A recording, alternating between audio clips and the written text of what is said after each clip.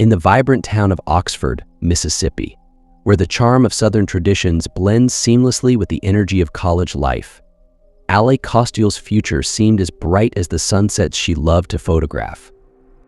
Born and raised in St. Louis, Missouri, Ally was a beacon of warmth and positivity, known for her infectious smile and unwavering kindness. Her life was filled with cherished moments, laughs shared with her best friend Maddie, spirited sorority events, and the anticipation of meeting that perfect Southern gentleman she'd always dreamed about. But beneath the surface of Ally's idyllic college experience, darker currents began to stir. What started as an innocent crush on Brandon Theisfeld, a seemingly charming young man from Texas, slowly evolved into a complex and troubling relationship. Despite the warning signs, Ally's generous heart kept her tethered to Brandon, even as his behavior became increasingly erratic. As Ally approached her senior year at Ole Miss, a time that should have been filled with excitement and promise, the shadows around her grew longer. Then, on a warm July night, those shadows turned deadly. Her friends and family, stunned by the loss of a young woman who had so much life ahead of her, were thrust into a relentless search for answers and justice. As the truth behind Ally's tragic end slowly came to light, it became clear that her story was one of not just love and loss, but also of the sinister forces that can lurk behind even the brightest smiles. Ally Costiel's story is a haunting reminder that even in the most picturesque settings, darkness can find a way to creep in. It's a tale of innocence lost, of a vibrant life cut short, and of a community forever changed by the violent act that took one of their own. Alexandria Ally Costiel, born on September 11, 1997, in St. Louis, Missouri, was the beloved daughter of Cindy and Keith. She had a brother, Andrew. Ally's warm smile and friendly demeanor had a magnetic effect on those around her. Her ability to spread happiness and make others feel at ease made her a cherished member of her community. Ally's cheerful personality shone brightly from a young age, bringing joy to everyone she encountered. She had a natural talent for brightening people's days and creating a positive atmosphere wherever she went. Whether she was socializing with friends, engaging with classmates, or spending time with her family, Ally's infectious energy was undeniable. Thanks to her approachable nature, Ally could easily connect with individuals from diverse backgrounds. She was always eager to strike up conversations with strangers and make new friends. In addition to her outgoing demeanor, Ally was admired for her unwavering kindness and empathy. She was quick to offer assistance and a sympathetic ear to those in need. Ally attended Lindbergh High School, where she participated in track and cheerleading. It was at Lindbergh High School that Ally met her closest friend, Maddie Norris, and their bond grew into a sisterly connection. They shared a deep trust and emotional bond, embracing life's challenges and adventures together. Whether they were laughing, facing obstacles, or creating lasting memories, Ally and Maddie were inseparable. One of their favorite pastimes was relaxing on the couch and watching Legally Blonde, a movie that never failed to entertain them with its humor and relatable characters. When Ally got her driver's license, she and Maddie enjoyed the freedom of the open road, embarking on new experiences together. They frequently rode around town in Ally's convertible with the top down, relishing the wind in their hair and the warm summer breeze on their skin. As the end of their senior year loomed, Ally found herself without a prom date. Despite a few boys asking her out, she had never been in a serious relationship. Disheartened, she contemplated skipping the event altogether. However, Maddie had a plan. Knowing how much Ally desired to attend prom, Maddie selflessly offered to be her date. Touched by her friend's kindness, Ally graciously accepted. She dazzled in a stunning red gown that evening. Following her high school graduation, Ally eagerly enrolled at the University of Mississippi, also known as Ole Miss, in Oxford, Mississippi. Ole Mississippi had always been Ally's dream school, and she eagerly anticipated her time there. The university's large size and vibrant community drew her in. A sports enthusiast, she especially admired the college's renowned football program, steeped in tradition and community spirit. In the autumn of 2006, Ally began her freshman year at Ole Miss, pursuing a major in marketing and business. Among the university's many appealing features, one stood out to Ally. She had long envisioned meeting a Southern gentleman, marrying him, and starting a family. To her, Ole Mississippi provided the ideal backdrop for finding her future partner. Embracing this new phase of her life, Ally seized the opportunities Ole Mississippi had to offer. The university's size and sense of community allowed her to engage with a diverse array of individuals. The lively campus atmosphere cultivated a feeling of camaraderie and belonging, prompting Ally to eagerly participate in the university's various events and activities. During her time at Ole Miss, Ally decided to join a sorority. She became a founding member of Alpha Phi, her chosen sisterhood. Ally, the esteemed president of the Ole Miss Golf Club, not only excelled in academics but also fully embraced the rich traditions of Ole Miss, including the university's beloved mascot, the Ole Miss Rebels. Her time at Ole Mississippi was a period of personal growth and deep friendships. Ally's warm and welcoming demeanor made it effortless for her to connect with others, and her presence on campus quickly became iconic. One of Ally's close college companions, Morgan Hull, was amazed by her incredible strength and determination when she effortlessly rearranged furniture in her dorm room on the first day of freshman year. Despite her petite stature, Ally's resilience left Morgan in awe. At a campus party, Ally crossed paths with another friend, Elizabeth Brick, and their instant connection made it seem as though they had been lifelong friends. The bond between Ally and Elizabeth was so profound that it felt as though fate had brought them together. Ally had always been captivated by sunsets, finding the changing colors of the sky as the sun dipped below the horizon to be utterly mesmerizing. Among the myriad hues of a sunset, pink held a special place in Ally's heart. This delicate color not only was her favorite but also evoked feelings of serenity and tranquility within her. The soft, gentle shades of pink reminded Ally of the peaceful beauty of nature. Her passion for sunsets was so intense that she made it her mission to capture the breathtaking beauty of this natural spectacle through her photography. Eager to share her admiration for the world's beauty, Ally created an Instagram account dedicated to showcasing her stunning collection of sunset photos. One evening, while out at a bar in downtown Oxford, Ally met Brandon Theisfeld, a charming young man from Fort Worth, Texas. Instantly smitten by Brandon's charm and good looks, Ally developed a crush on him and invited him to accompany her to numerous sorority events. Over time, Ally's feelings for Brandon blossomed into something deeper and more profound.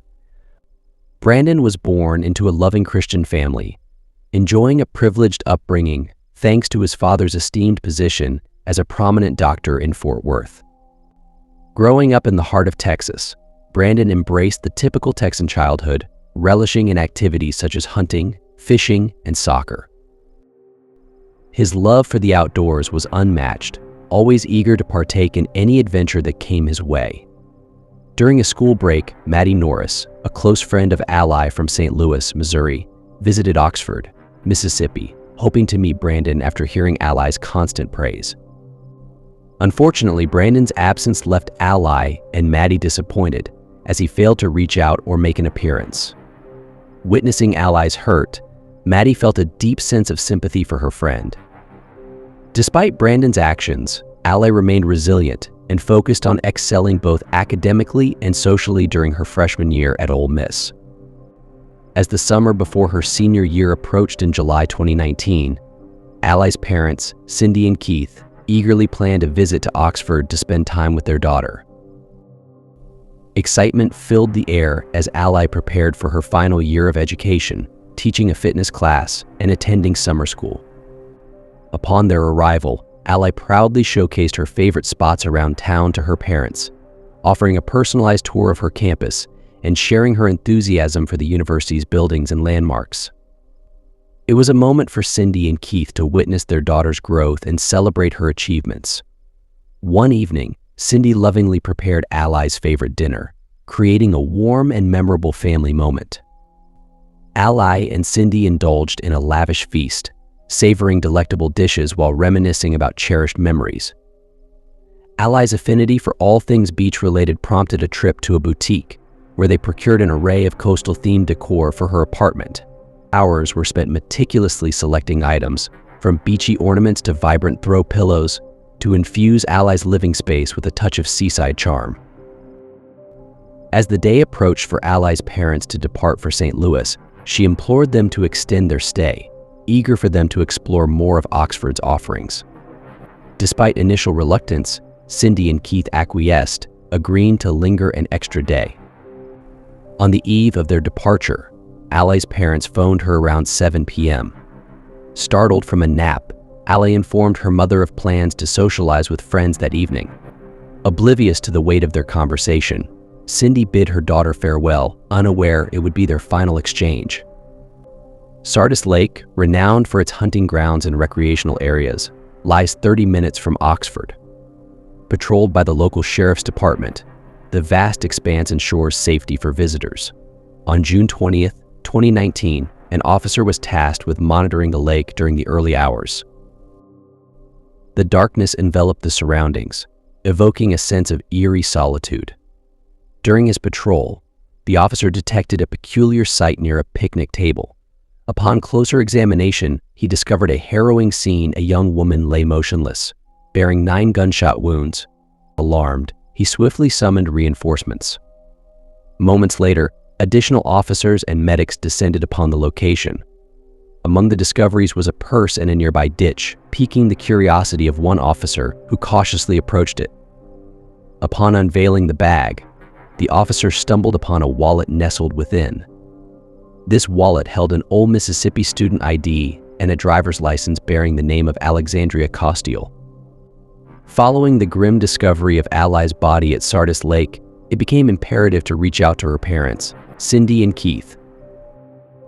However, they were miles away from their daughter in St. Louis at the time, never anticipating the heart-wrenching phone call in the dead of night informing them of their daughter's tragic fate. The news proved to be an unbearable burden for Cindy to bear. Ally's friends were equally stunned upon learning of her untimely demise, leaving a gaping hole in their hearts as they reminisced about the vivacious and spirited individual she had always been. In the wake of this devastating news, her friends turned to social media to express their sorrow and demand justice, rallying behind the hashtag #JusticeSifrily to amplify their voices and seek retribution. The outpouring of heartfelt tributes on social media aimed to honor Ally's memory and extend condolences to her grieving family. In the aftermath of her murder, Ally's sorority, Alpha Phi, released a poignant statement expressing their profound shock and sorrow at the loss of one of their own. They conveyed their deepest sympathies to Ally's family during this trying period, hoping for solace for the sisters of Alpha Phi. Anna Pasco, a dear friend of Ally from Ole Miss, took to Facebook to offer her sincere condolences for the loss of her beloved friend, describing Ally as the epitome of authenticity and positivity. Anna underscored the profound impact Ally had on those fortunate enough to cross paths with her. A member of the Lindbergh High School cheerleading squad also expressed her disbelief and grief over Ally's tragic fate on Twitter. She eloquently recounted the time spent together on the cheerleading squad as a privilege, highlighting Ally's radiant positivity. Regretfully, she lamented not having the chance to deepen her acquaintance with Ally. At the scene of the tragedy at Sardis Lake, where Ally's lifeless body was found, investigators stumbled upon White Claw seltzer cans and .40 caliber shell casings strewn about. A skilled ballistics expert was summoned to scrutinize the area and unravel the sequence of events. The expert's scrutiny unveiled that the assailant, positioned across from Ally at the picnic table benches, discharged the initial shot. Subsequently, the shooter rose from their seat and proceeded to encircle the table, gradually closing in on Ally with each step, firing shots as they advanced. A stray bullet lodged itself in the wooden picnic table, missing its intended target. In a quest for clues, investigators combed through Ally's apartment, unearthing her Apple Watch. Despite this discovery, Ally's phone remained elusive at both the crime scene and her residence. Intriguingly, certain messages from the night prior to her demise mysteriously synced with her watch. Upon scrutinizing the contents of these messages, it emerged that Ally had engaged in extensive dialogues with Brandon Theisfeld. The exchanges indicated that Ally and Brandon had arranged to rendezvous. The detective spearheading Ally's murder investigation promptly reached out to Brandon on Sunday, the day following the tragic event. Requesting an interview, the detective proposed a meeting at the police station. Brandon expressed his unavailability that day, but offered to convene with the detective the subsequent morning at 8:30 a.m. At the break of dawn on Monday, the clock struck 8:30 a.m., yet Brandon was nowhere to be found for his scheduled appointment. Following his absence at the police station for questioning regarding Ally's tragic demise, law enforcement swiftly initiated a pursuit by tracking his cell phone. The digital trail revealed Brandon's journey down Interstate 55, heading towards Memphis. Suspecting an escape, authorities swiftly obtained an arrest warrant and issued a BOLO alert for his distinct vehicle. With a unique license plate, Brandon's truck was easily recognizable. Just 2 hours after the BOLO was issued, the Memphis Fugitive Task Force located his vehicle at a gas station. Brandon was apprehended while seated in his car at a fuel pump. The task force agents swiftly took him into custody and informed the authorities in Mississippi. Upon searching Brandon's vehicle, a .40 caliber gun was discovered. Moreover, traces of blood were found on his attire as he exited the vehicle.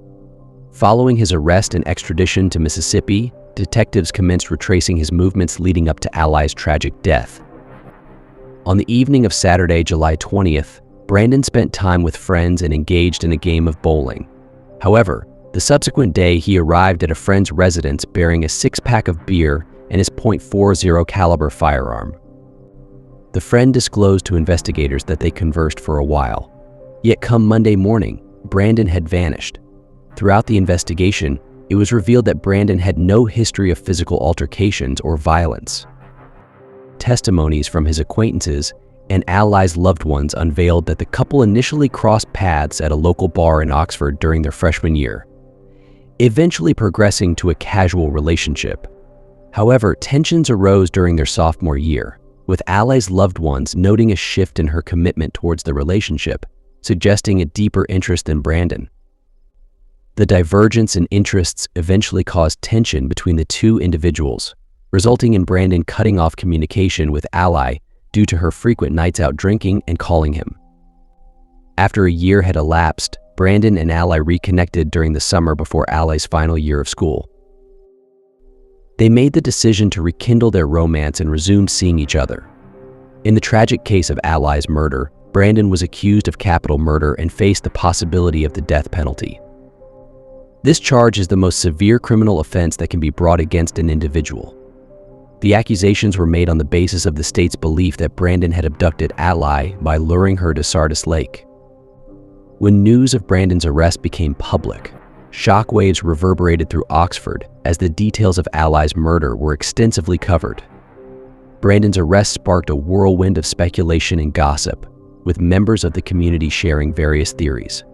Journalists descended upon the town in search of interviews and information from those closest to Ally and Brandon. This media attention brought both positive and negative scrutiny to Oxford as outsiders observed with both fascination and concern.